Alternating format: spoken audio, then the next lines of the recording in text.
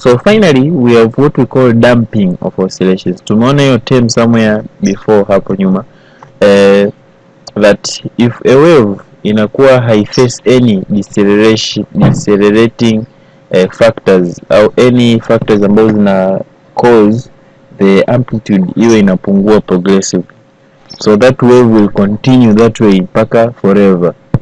But due to effects the wind, effects the environment, friction or whatsoever, so usually ukiacha kitu kina oscillate, kwa mfano pendulum ukiacha ina oscillate, you don't expect kwamba ukienda ukazunguka ukasafiri after 100 days utaikuta bado ina oscillate. Utaikuta imesha tulia, imeacha kuoscillate. This is due to effect of what we call damping. Kusingekuwa na air friction, kusingekuwa na environment affecting, ingekuwa ni vacuum, ingekuwa ni perfect, the oscillations zinge proceed forever. Hata ungeenda wapi ungerudi ungeikuta bado inaendelea kuoscillate. So it could have remained forever. But due to what we call damping, progressively ile inakuwa inapungua amplitude mpaka finally ina collapse. Okay, so damping is progressive decrease of amplitude of a wave.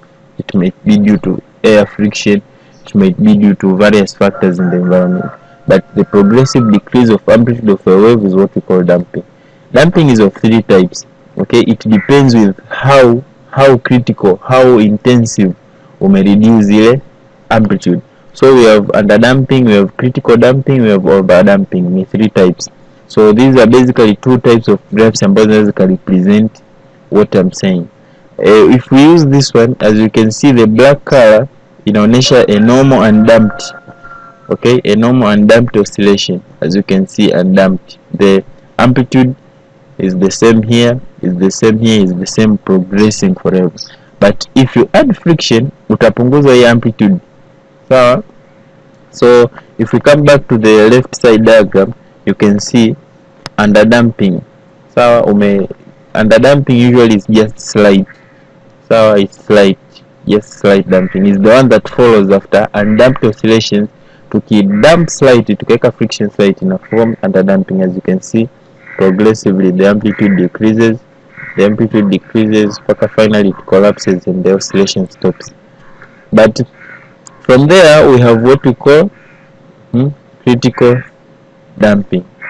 As you can see, critical damping, the path inakuwa hivyo very fast.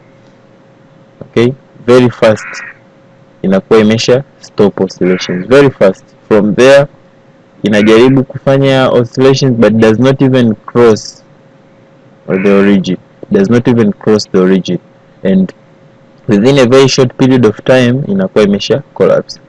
While overdamping yenyewe ina differ from critical damping, the time with which it stops. As you can see, progressively yenyewe inapungua taratibu, sio kama critical damping. It is critical, ndio maana inaitwa critical, very fast imeshapungua na kufika that part.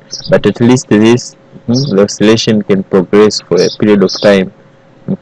So paka mwisho inakuja ku collapse na yenyewe. So basically those are the 3 types of damping, and damping in applications mbalimbali. Kwa mfano kama gari letu, kama umeshakupanda gari ukikaa siti za nyuma, backbenches wale, utaona gari likipita kwenye tuta, linaruka. Kuna springs ambazo zinakuwa gari linanesanesa. Without damping gari lingeendelea kunesanesa mpaka safari yenu inaisha linanesanesa.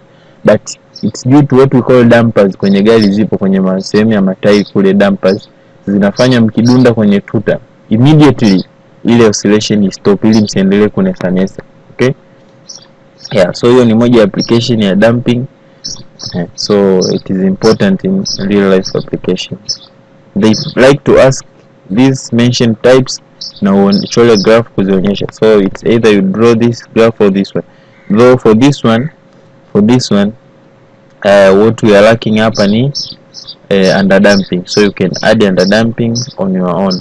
Only that swali itakuwa inakwambia draw all of them in the same axis, kwa unazichora zote kwenye sehemu moja.